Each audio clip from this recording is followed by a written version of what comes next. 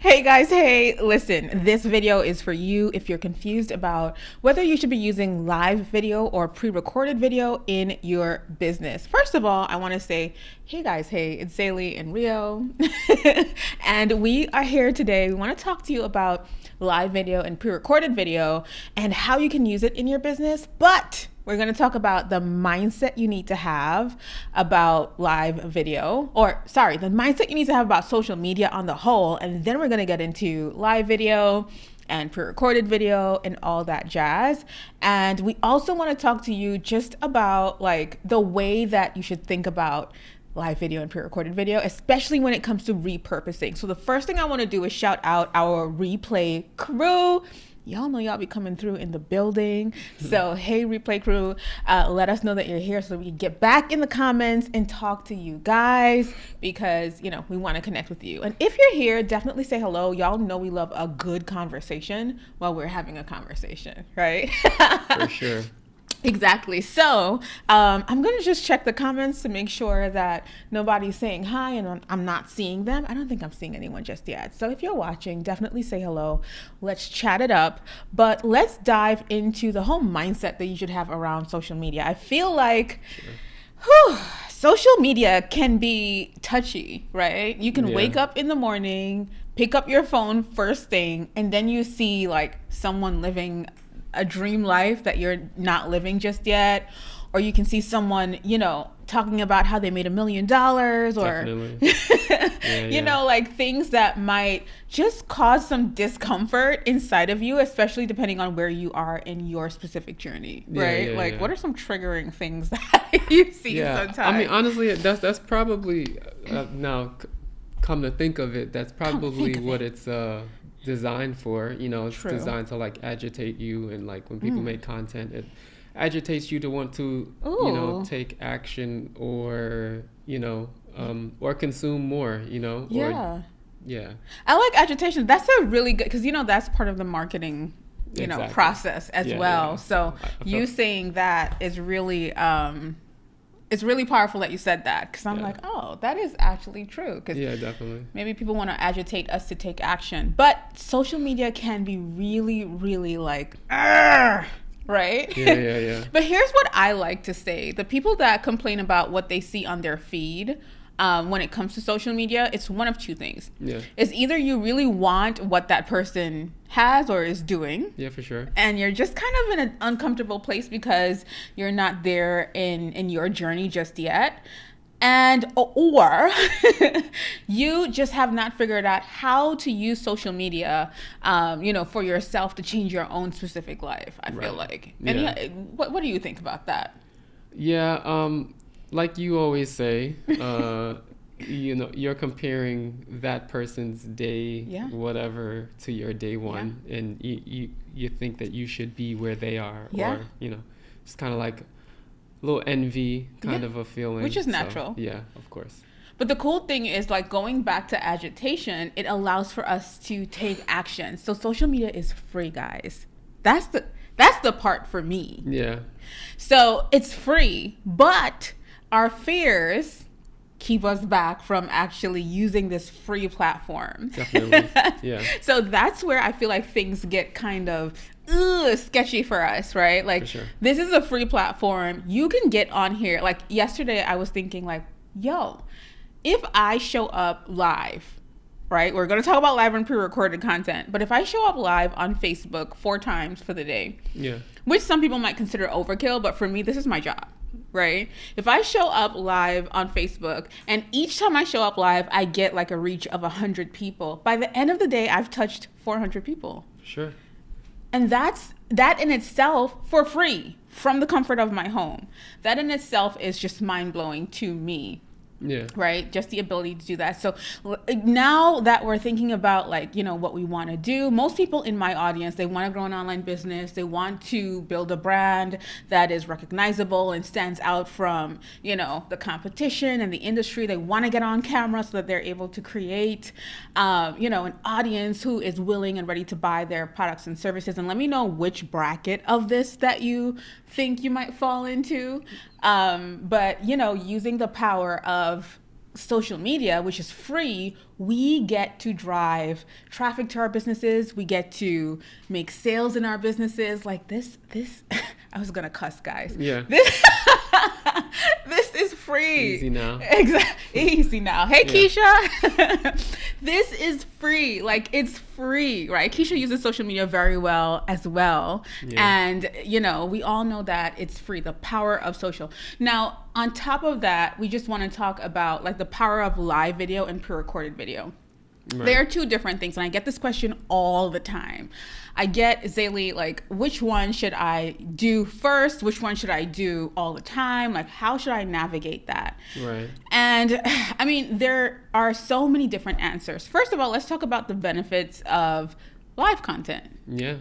Live content is really great for building audience and connecting with your audience. And, you know, even for me, I've used live video for years. Yeah. It's not my main form. My main form is pre-recorded content, right? Mm-hmm. But live video allows for us to connect with our audience. Yeah.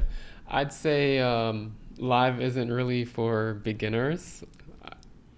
If I had to, you know, explain. If you're speaking genuinely for yourself. If I'm speaking genuinely for myself, yeah, I feel like live is more for you have like a, you know, dope personality, or you're not afraid to talk in front of people or whatever the case may be, because you might need to be a little bit more seasoned in, you know, how you speak and your cadence and stuff like that. So. What do you think about that? I think so. This is, for us, this is true. Now, you might be the person that's outgoing, you're comfortable speaking in front of people, you're outgoing on camera, you have an outgoing personality, like Rio said. But for me, let's go back and talk about when I first started doing live streams. Do you remember? This was probably, I want to say 7 or 8 years ago. I think it's probably more than that. Maybe. But whatever, yeah. It doesn't matter. Actually, you're absolutely right. This was... Talking about Periscope days. Yes, this was Periscope days. And every time I was about to go live, I would tell him, yo, I'm so afraid to go live. And he would tell me, it's the phone. Just... Or like you're just talking to a black box. Like, what's the big deal? That's what he would say. And I was like, no, it's more than a black box. There are people on the other side. So for me, live was super scary for me to get on live and just talk. Like, I used to be petrified, right? You kind of jumped in the deep end.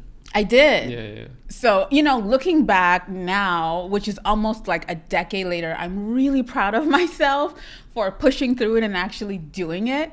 But I used to be so scared. And so because I used to be so scared of live, I would do it, but I really leaned into pre-recorded content, right? So, you know, pre-recorded content, I'm able to make a mistake. Like on this, you know, live right now, I've probably made several mistakes, right? Even our run of show that we've planned is on my phone, right? I would never pick up my phone and like go through it and be like, oh, okay, I see what we're doing. I mean, I do that now because live is supposed to be more natural, right? But if I am doing pre-recorded content, I'm able to stop and start. I'm able to mispronounce something. I'm able to remember exactly where I stopped and start back again. Definitely. So yeah, which one are you more comfortable with? Like, well, definitely pre-recorded. And even when doing that, I feel it just feels cringe as hell, and you just feel funny. Like when I had to record my own marketing materials for what I was doing. Yeah, it just felt funny. So yeah. But then you're able to kind of say it again or do a take two. Or... Yeah, you kind of just got to like psych yourself up and just be like, you know, whatever. It's like, I'm just talking to a box. Like, get over yourself. Like, nobody cares. Nobody's looking at you. Yeah. You're in a room by yourself. So you kind of just get over yourself. You can't take yourself too serious. So I want to know in the comments, because I see a few people watching, like, which one are you more comfortable with? Are you more comfortable with pre-recorded content or live content? Let us know, because we want to know. I think one of the things that, you know, can stop you from doing pre-recorded content, obviously, is the process of editing. Yeah. Right? Yeah. So you can record, like, I remember there was a time where I had so much content recorded on my computer and on my phone, and I would never get to editing it. And I think that's an issue that so many creators have, right? Somebody said pre-recorded. Yes. Yeah. So live is not for everybody. It's something that you got to practice. And so with pre-recorded, you can record it, but the problem comes when it's time to edit and you have all this content sitting. Who has content sitting on their phone right now? Like in the building. We want to know. Because we are teaching you guys this weekend. We're doing Editing with Ease and we're super excited. And I just made the craziest decision to change it from a Zoom webinar to more of a meeting where I get to meet you guys. We'll both be in the room. We're both teaching different segments of the workshop and we'll be walking you guys through personally, making sure that you get to answer questions. It's going to be very intimate, right? So we can't wait to connect with you guys. I'm seeing pre-recorded. Keisha said pre-recorded. But when I have a podcast host with me, then live is a breeze, right? Yeah. I always say having a dialogue is a little better. Definitely. Well, I wouldn't say better, but like a little easier and more natural, free-flowing.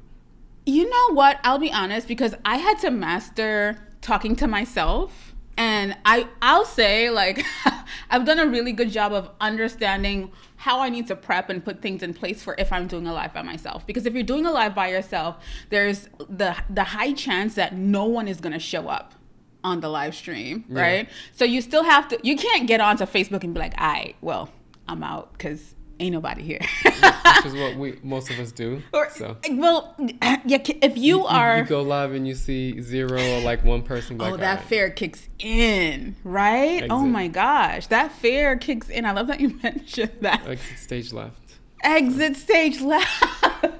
Well, so you kind of learn, like if you have, if you're launching something or if you're going live weekly in your group or on your Facebook page, you kind of learn, or even on YouTube, I have learned I need to have a run of show so I know kind of what we're talking about so that even if nobody comes in, I could depend on my replay viewers, because my audience sometimes doesn't get the time to pop in, right? Yeah. So that's something. Somebody said, because we can't see the names, guys, oh my gosh, but somebody said, should you wait or start on time? I say get started. Like if you look back at this video tomorrow.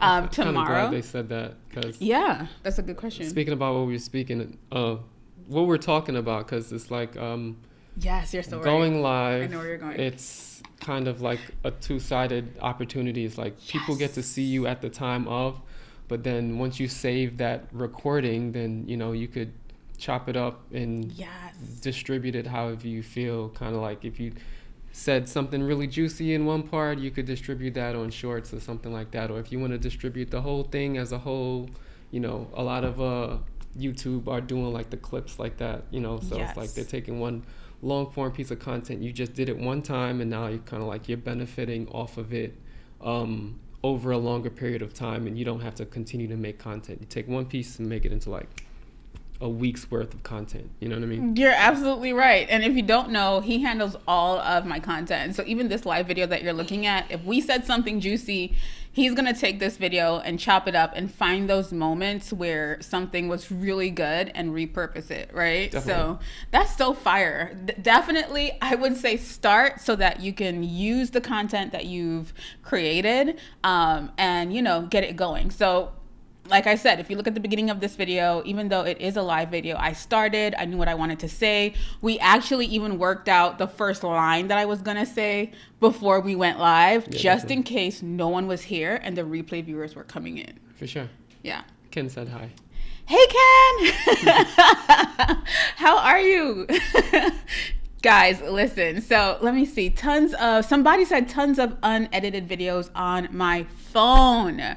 This is why we're doing Editing with Ease, because it's crazy. Even our journey, like we are both creators at heart. We're both creatives, and we had to learn how to run a business, and we had to find the blind spots in the business or the things that were holding us back from running a proper business. Yeah, for sure.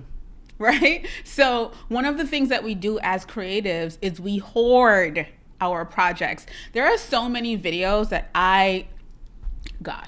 when I see it, I'm like, ugh, I don't want to put this out, but I'm running a business. Yeah. And he's like, listen, I spent 2 hours on this video. You got to put it out. And I'm like, exactly. Exactly.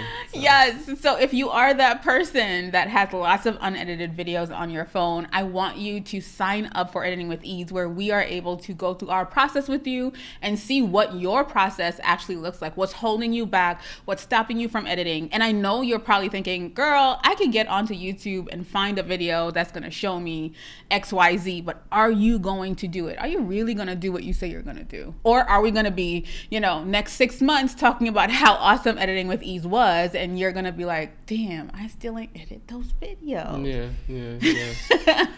Well, the good thing about learning how to edit, you could edit all the cringe parts out that you feel like you don't want people to see. So, Keisha also said, I have so much content on my phone. Okay, so then I want to ask you guys, like, what do you think keeps you having like lots of content on your phone? For me, I know, like, I'll have one, so I batch record, right? And I'll batch record a bunch of stuff.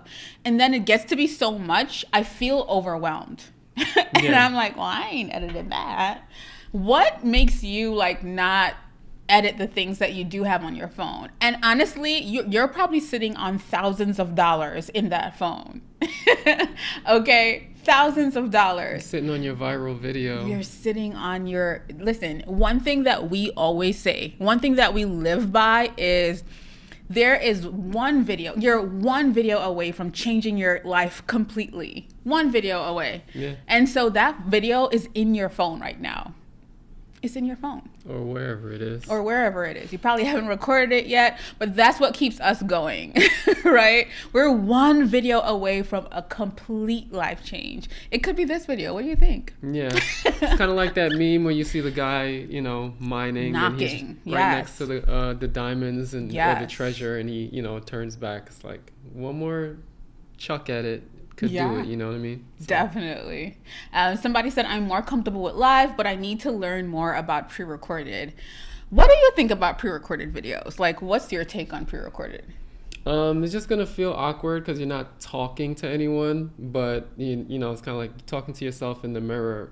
Yeah. But, it feels awkward, but you could take as much takes as you want. You could say the same sentence 6 times because nobody's watching. You know what I mean? You have your script. You could say each sentence 2 or 3 times, and it might be a little tedious, but go through whichever take that you like the most, and kind of like piece those together until you get your finished product. So definitely, for sure. Like, even when I'm recording and I feel like I didn't say something the way I wanted to say it, I can always repeat it. And especially knowing that it's going to be edited after, it gives me the freedom to not overthink it. Like, I'll just like say it right after. I feel like people think that they have to get it done in like one shot. Like, you know what I mean? Like, you're not one take Drake. That's not how it goes. Exactly. So. Someone asked, how do you determine what you use for Facebook versus YouTube? That's a really good question. I feel like personally, YouTube is just more curated and there's more planning for a YouTube video than a Facebook video, right? So I feel like YouTube is just a bit more strategic when it comes to the planning of the video. I mean, it depends. I feel like if you edit, I feel like you should edit specifically for YouTube first. I agree. And edit with their algorithm in mind, and like audience retention and click rate and all that stuff. And once you edit with that in mind, then you can upload it on Facebook because people will still watch it and consume it the same way. So. I agree. And you know what? Like, we spoke about retention yesterday. So if you're not inside of our Facebook group, which is where we have the juiciest conversations, because I know that right now we're streaming to YouTube and Facebook.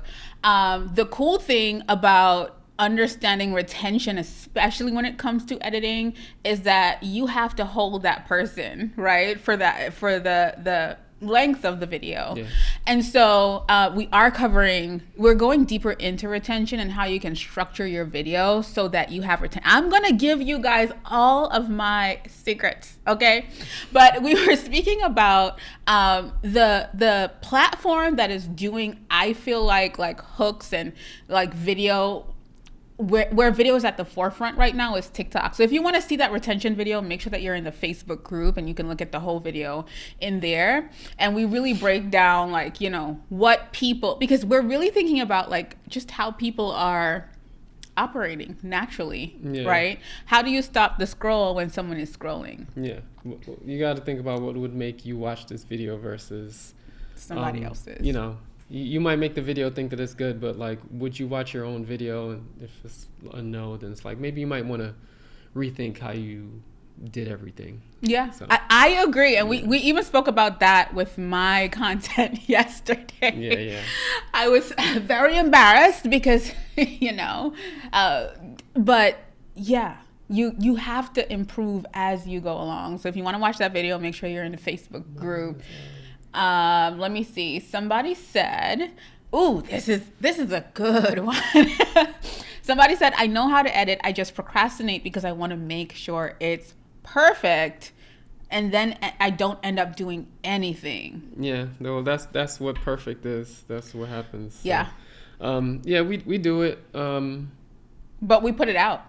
Yeah, like you have to put it out. The thing is, if you're going to take the time to actually sit down and record the thing, that's the hardest part. Like taking the time to sit down and record it. And if you've done the work, it's kind of like you want to get credit for it. Somebody has to see that. If you sat down in front of the camera and said some things and, you know, recorded some stuff, then, you know, get your credit. It's kind of like going to work and not getting paid. So. That's the part right there. Yeah. Now, let me tell you too, the other thing is I think we expect ourselves to always put out stellar content every single time. You expect yourself to knock it out the park every single time.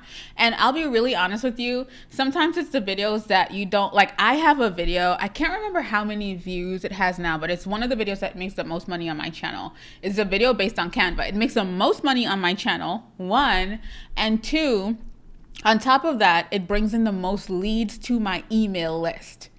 And I look at that video and I cringe because it, you know, it was not done in studio, right? It was like in the middle of COVID, and I sat down on my living room floor in my old apartment and just recorded it, right? And that video is always like, we fight to get other videos to do better than that video. I've been trying to beat that video Can't on beat her it. Page for like the longest.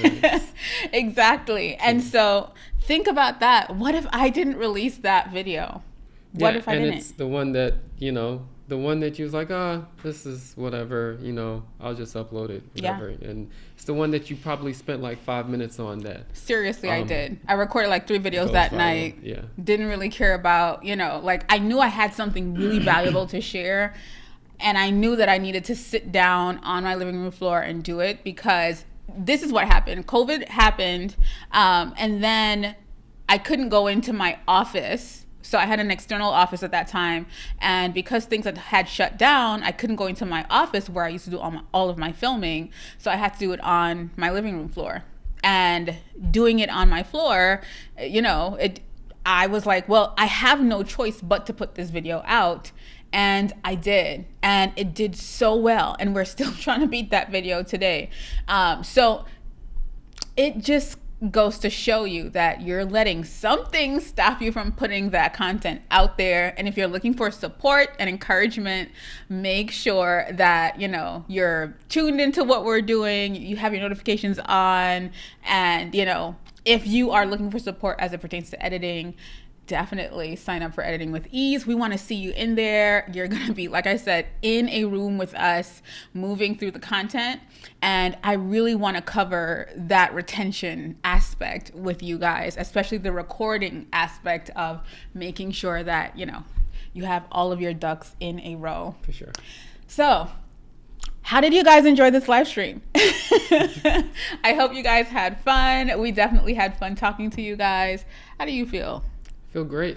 Yeah. Excited for Saturday. So definitely. Yeah. Guys, thank you so much for joining us. We can't wait to see you on the inside of this workshop. Listen, the doors are closing on Thursday, so you don't want to wait too long, and we really made it a really good price for you guys because we want to see you in there.